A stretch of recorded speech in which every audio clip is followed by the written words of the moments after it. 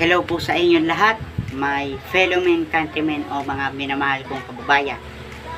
Bago ko po simulan ang aking topic na ito ngayong gabi na ito, ako po hihingi ng paumanhin sa inyong lahat sapagkat nitong nagdaang mga araw ay nagkaroon ng bagyo at sa lakas ng bagyo at umuulan ng matindi at yung dumating na bagyo ay Falcon at yung bagyong Egay. Ang unang dumating na bagyo ay si bagyong Egay.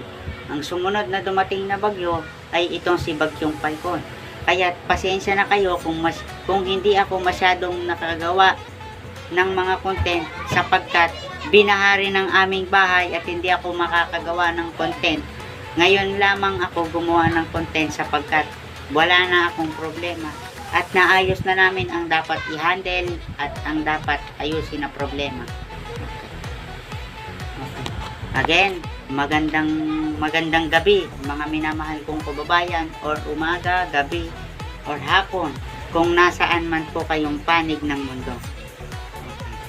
Maraming Pinoy at napakarami talagang Pinoy na nagtatanong sa akin ang madalas na tinatanong sa akin, ito, ang halaga ng history o kasaysayan. Alam mo, mahal kong kababayan, napakahalaga talaga ng history sapagkat, halimbawa, nung martial law of 1972, ay itatanong yan sa iyo sa paaralan at itatanong yan sa bawat panahon. Kaya ang topic ko ngayon sa inyong lahat, mga minamahal kong kababayan, ang inyong katanungan. Ang halaga ng history or kasaysayan.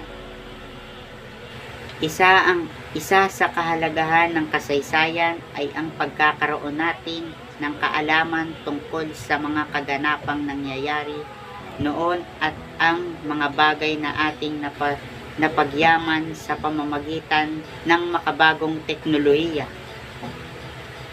Ang kaalaman sa ating kasaysayan o pinagmulan o pangyayari noong mga nakalipas na panahon ay tumutulong sa ating pag-unlad ngayon. Kung inyo pong maririnig ay akin pong sinagot ang inyong katanungan kung gaano kahalaga ang history or kasaysayan sa ating bansa.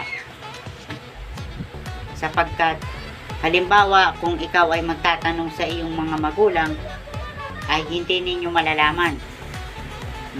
Magtatanong kayo, Ama, bakit nag-declare ng martial law dito sa Pilipinas si dating Pangulong Ginoong Marcos?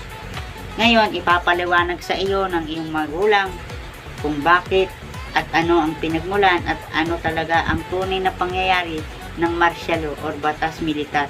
The history is past. Kung halimbawa ikaw ay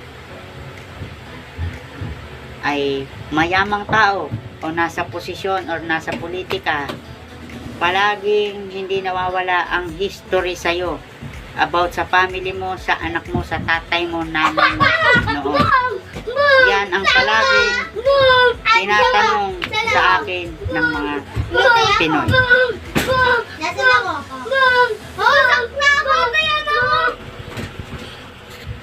Okay.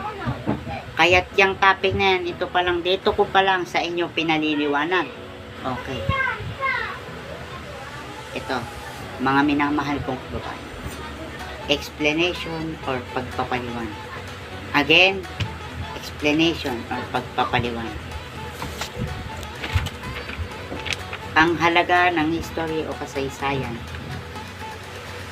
Isa sa kahalagahan ng kasaysayan ay ang pagkakaroon natin ng kaalaman tungkol sa mga kaganapang nangyari noon at ang mga bagay na ating napagyaman sa pamamagitan ng makabagong teknolohiya. Ang kaalaman sa ating kasaysayan o pinagmulan o pangyayari noong mga nakalipas na panahon ay tumutulong sa ating pag-unlad ngayon. Siguro, mga kababayan kong minamahal, alam ninyo, lahat ng mga kabataan, lahat ng mga Gen Z, lahat ng mga tao, alam ninyo kung gaano kahalaga, gaano kaimportante ang ating kasaysayan or history. Okay. Sana, mga minamahal kong kababayan, huwag ninyong kalimutan ang ating history, kung paano nalaman at paano nakilala at paano natagpuan sa mundong ito ang ating bansang Pilipinas. Okay. Malalaman ninyo yan sa vlog na ito, sa susunod pang mga taon. At yun lamang po, mga minamahal kong kababayan, maraming salamat po at mabuhay tayong lahat. Mabuhay ang Pilipino, mabuhay ang Pilipinas. Tayo po ay Pilipino, may isang diwa, may isang gawa. Maraming salamat po.